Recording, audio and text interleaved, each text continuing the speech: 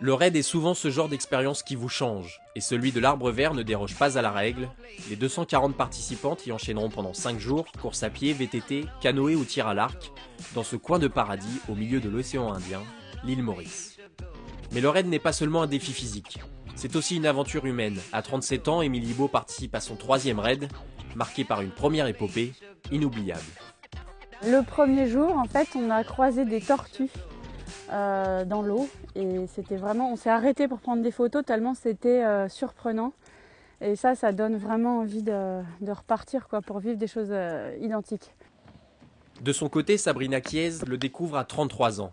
À quelques jours du départ, l'impatience d'y être prend le dessus sur les derniers imprévus. On est passé par plusieurs phases, mais là maintenant qu'on a vraiment notre équipe, qu'on est 3, là on a vraiment envie d'y aller. Là on est impatiente, alors on fait attention de ne pas trop se blesser parce qu'il faut s'entraîner, mais bon voilà, on n'a pas envie de se blesser avant de partir. Donc là on veut partir, on veut y aller. Quand sport et solidarité se rejoignent, c'est aussi ça l'expérience du raid. Solidaire, l'équipe de Sabrina Chiez a choisi d'aider les enfants de l'île Maurice. Dans ses valises, cette chef de projet informatique ne transportera pas que du matériel. On s'est lancé un défi supplémentaire, un défi humanitaire, c'est-à-dire qu'on emmène là-bas des jeux d'éveil, des jeux pédagogiques, des livres, des fournitures scolaires pour les enfants de l'île Maurice. Après, il y a le défi du sport, c'est le dépassement de soi, c'est vraiment aller voir jusqu'où on peut aller, dépasser ses limites. Le raid, c'est aussi un état d'esprit, où la cohésion d'équipe est capitale. Émilie Beau, pourtant triathlète de formation, ne s'arrête pas à la seule performance sportive, souvent primordiale.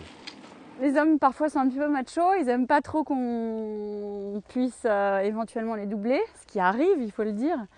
Et donc là, ça enlève ce côté justement macho et on est qu'entre filles. Il y a vraiment un esprit de solidarité.